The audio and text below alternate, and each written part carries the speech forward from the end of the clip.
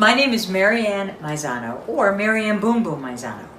I'm the producer and headliner of the Italian Chicks comedy and variety show, and I'm the performer and writer of Agita, my one-woman play.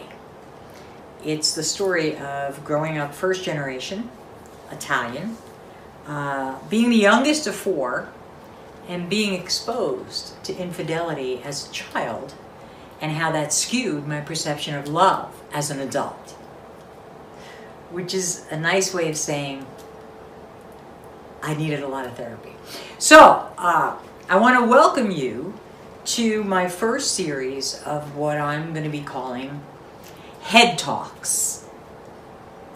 Head Talks are a little different than TED Talks because we have a smaller venue.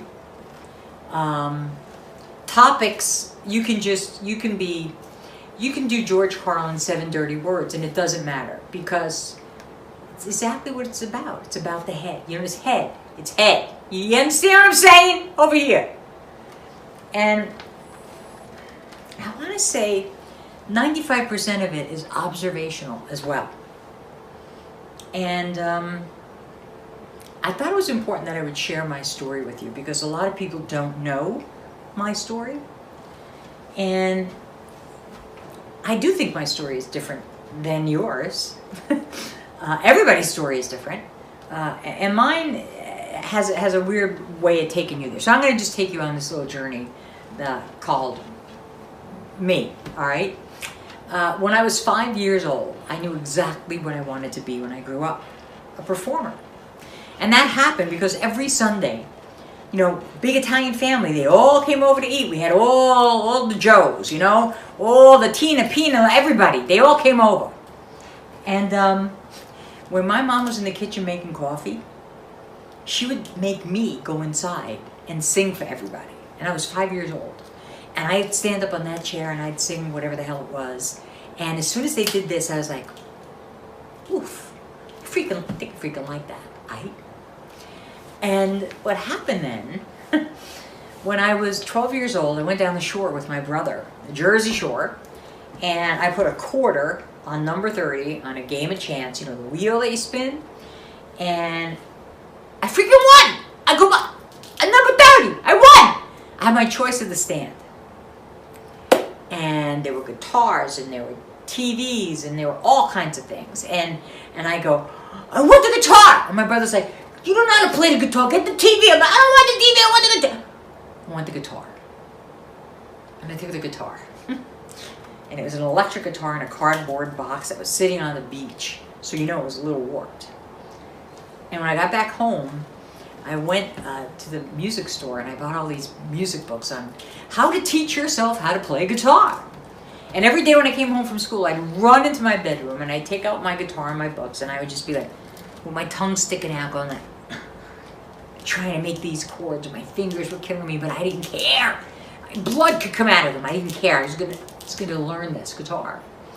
And 3 months later, my first song that I learned how to play on guitar was House of the Rising Sun. And I played this song every day. And my mom was amazing. Not once did she say, Maryann, can you learn another song? She'd always say, oh, babe, that's so beautiful. Mommy loves this, so proud of you, and she loves you. It's pretty great. So, at 12 years old, I had my own band. I put together a band, and we were playing high school dances, and it was like crazy. And as I got older, it evolved. You know, I went from wedding bands to my own rock and roll band. One band's name was called Balzar. I mean, I couldn't believe it. Balzar. I don't know. We thought we were like rock and roll acid. I have no idea.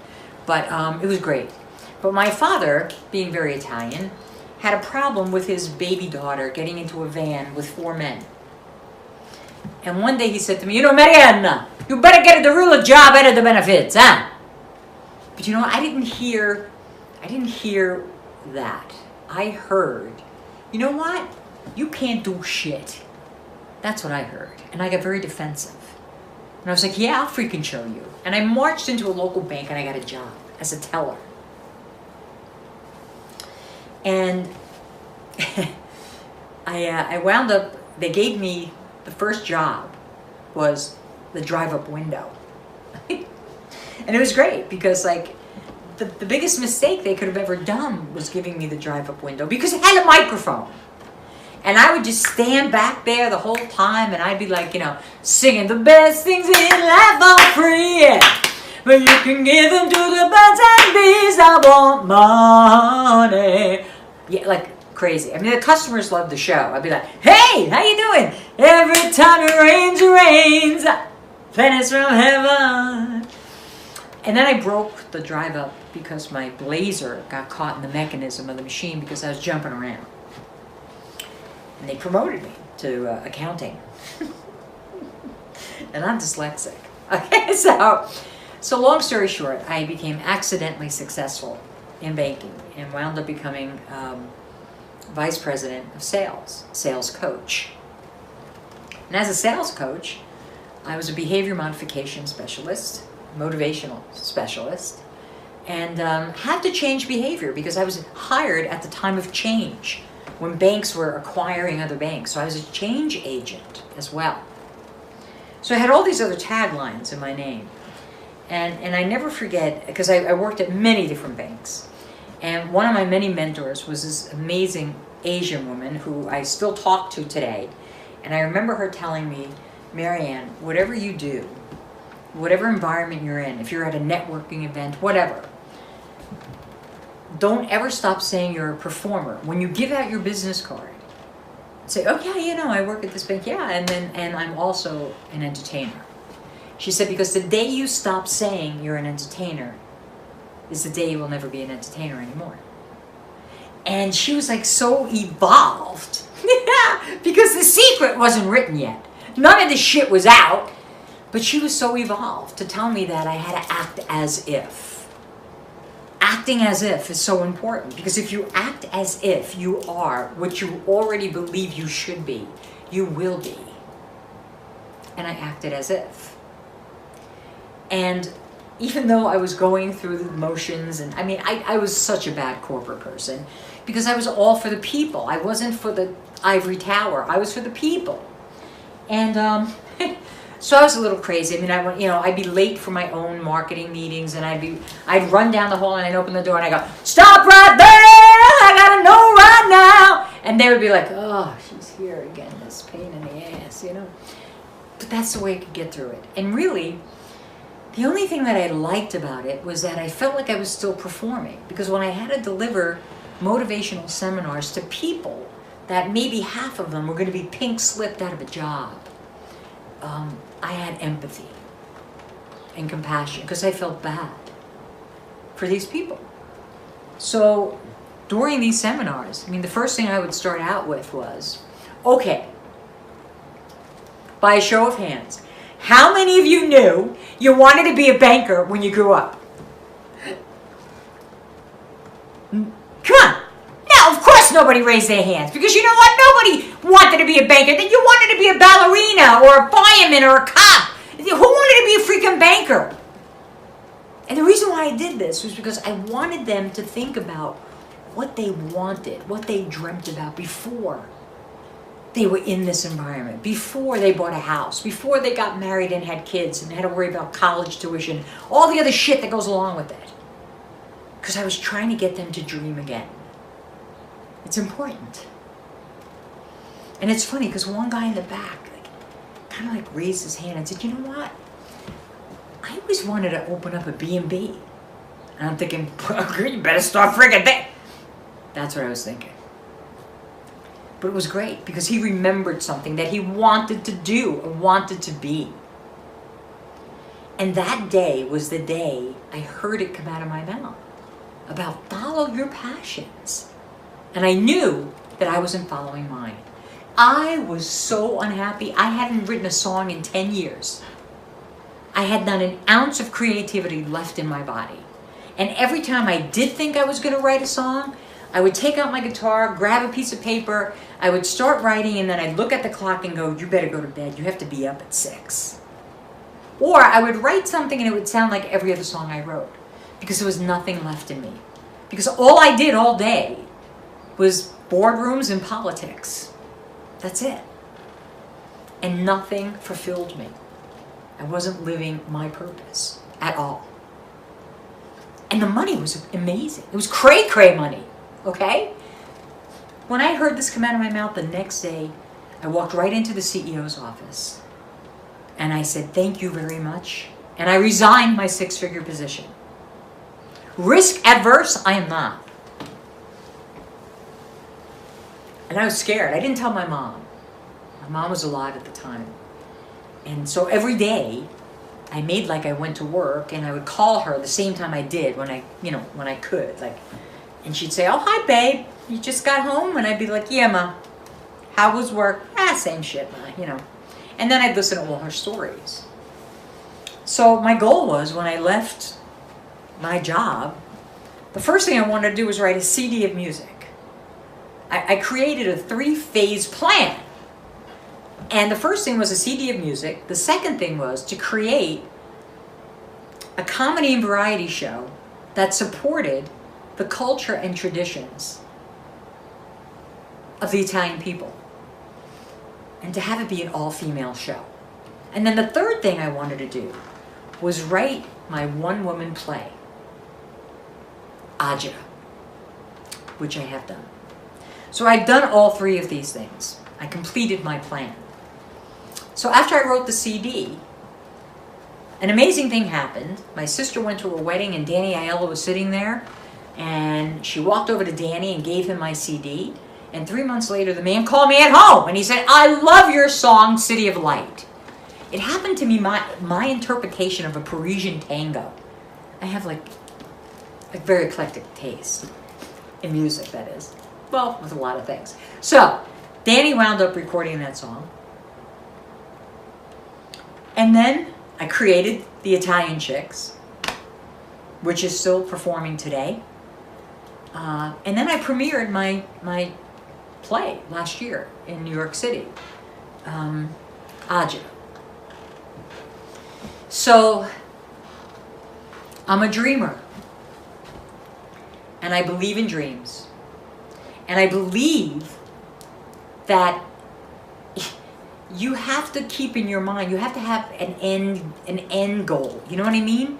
The end game here is got to be, all right, this is what I want. I'm going to make this happen. I don't give up. Every day, I do something that's related to my profession.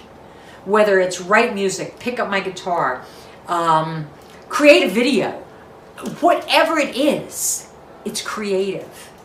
And you know what? I became a minimalist when it wasn't trendy, but I've never been happier. Never been happier. Because I am living my purpose.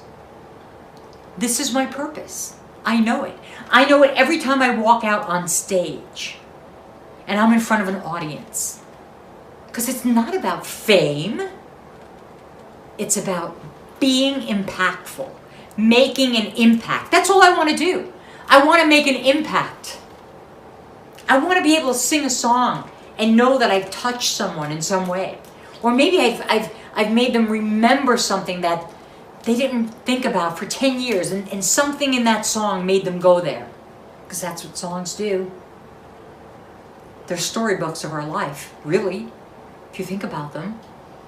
Songs are storybooks. You go to a different song and it's a different era, a different time and place in your life that brings back everything that happened. It's amazing. In comedy, well, hey, look, I'm not a formatted comic. I'm a storyteller. That's what I am. But it's so nice to see somebody laugh. Laughter is amazing. It's the best medicine. We're like the best healthcare program. Really, laughter. Okay? And there's no copay. Well, there may be a cover charge, but no copay. So it's totally important. And you know what? Risk adverse. I am not.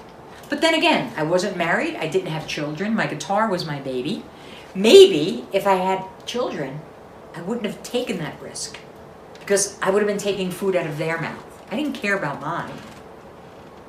So what I'm trying to say is that sometimes you do have to take that risk. And you could only have plan A. Because if you have plan B, trust me, when plan A gets really tough, because it does, and you're losing your 401k money, and you realize, oh man, I'll do anything. Hey, let me just tell you something. I taught myself how to do everything before I left my job. You know why? Because I didn't want to hire somebody to build me a website or charge me all kinds of money to make me a video or do a green screen video. I do it all myself. So I taught myself everything because I wanted this so bad. And that's what you have to do. If you want something so bad, you have to do it every day. No risk, no reward, right? That's the way it goes. Because if you have that plan B, trust me, when plan A gets tough, inevitably you'll say to yourself, well, I can do this. And then before you know it, there comes that regular money. And money, indeed, can be the root of evil. It can be. So it's all about following your passions here, following your dream, your purpose, which really your personal legend, okay? That's what it's all about. And now I have to take this back a step because I go on social sites and Instagram, for example, and it's funny. I read people's quotes and I look at their bios, and everybody is a coach. Everybody's a coach. Everybody's a self-esteem coach, a life coach. Oh my God, an angel medium coach. Please, are we serious? Because you know what? I could change my bio because I am a behavior modification coach. I am a motivational coach. I am. But I could change my bio along with the things that I was born to be, which is a singer, songwriter, musician, comic, actor, and writer, because that's what I am. But I look on Instagram and I'm like, come on! Let's think back years ago when we were growing up. Did anybody have a freaking coach? No! We sauntered through life like what? Like crazy people? Because we didn't know what to do? Come on! We knew what to friggin' do. Let me just tell you something. Everybody knows in your heart when you have a problem, you know what you have to do. The trick is executing it. Everybody deep down inside knows what you have to do. Try executing it. That's what's hard. But I get crazy when I read all this shit. I mean, come on. I think my self-esteem coach was my mother. I probably should have given her more money. I don't know. I think we're relying too much on other people to make our dream happen. You are your dream. Just make it happen. And I'm going to go back to 2 movies, and I'm a classic movie freak. So I don't know what year these movies were made. They weren't made in the 30s, that's for sure, but they probably were in the 50s, and they both starred Burt Lancaster. And I think one was Tennessee Williams that wrote it, and the other one I think was Eugene O'Neill. So if you're theater people, okay, about these guys. But the first movie was called Elmer Gantry, and you should look it up. Elmer Gantry with Burt Lancaster. And what he did was he played a con artist. He was a con artist. And then what he did, he sauntered, like a grifter. He sauntered through, the world, and he came upon this beautiful woman who was very religious. So then he was, all of a sudden, he became a preacher. He was a damn good preacher, I gotta tell you. He stood up there, amen, can I get a witness? Oh, praise Jesus, hallelujah. And you know what? A religious chick fell in love with his ass. And then all of a sudden, Shelley Winters, which is bad enough, all right, comes to town. And she was one of his ex-girlfriends. And she blew his life up. Blew his freaking life up. Because guess what? He really wasn't a preacher. So if you're really not what you are, you know what I mean? And then, the other movie was The Rainmaker. Burt Lancaster and Audrey Hepburn. Yeah, Audrey Hepburn was a spinster, and she had 7 brothers, and they lived somewhere in, I don't know, maybe it was Idaho, beautiful country. And there were, horses, and it was back in the Great Depression when there was drought and there was no water.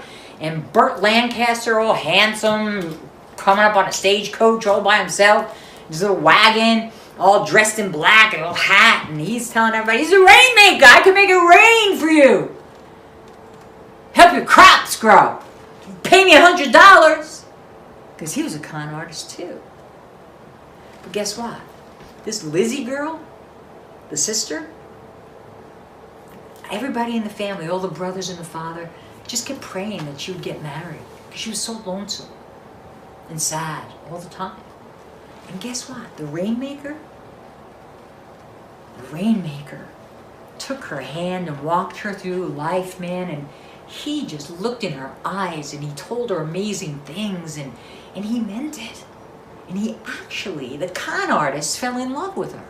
But you know what he did? What he did was, he made her feel beautiful. And she never did. And by making her feel beautiful, she opened up. And when she opened up,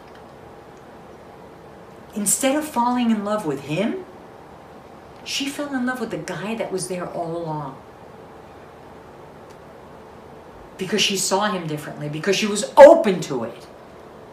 And the Rainmaker's like, I gotta get out of here now. They're gonna find out my shit. And guess what? As he's getting ready to leave, and he's on that little stagecoach, his own little wagon train, whatever the hell it was, he blows a kiss to Lizzie. And he said to her, always remember you're beautiful.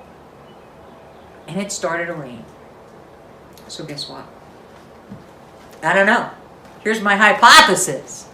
Maybe, just maybe, all these people on Instagram that are coaches or self-esteem or life coach or this kind of coach or angel coach or whatever the free coach you are, maybe if you can just help one person, even if you're really not certified, because after a while, it's like when everybody keeps saying they're a coach, you almost feel like, you go, what do you do for a living?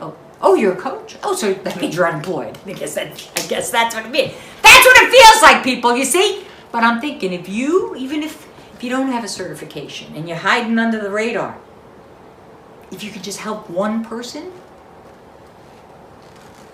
then maybe I'm justifying being a con artist in a way. I don't know. But I just know that you're the person that has to go to sleep at night. So that's how I feel. It's just an observation, and I'm just an observationalist telling a story. So that's my story, and that's my head talk for today. I have no idea what the next one will be. Ciao! Thank you so much.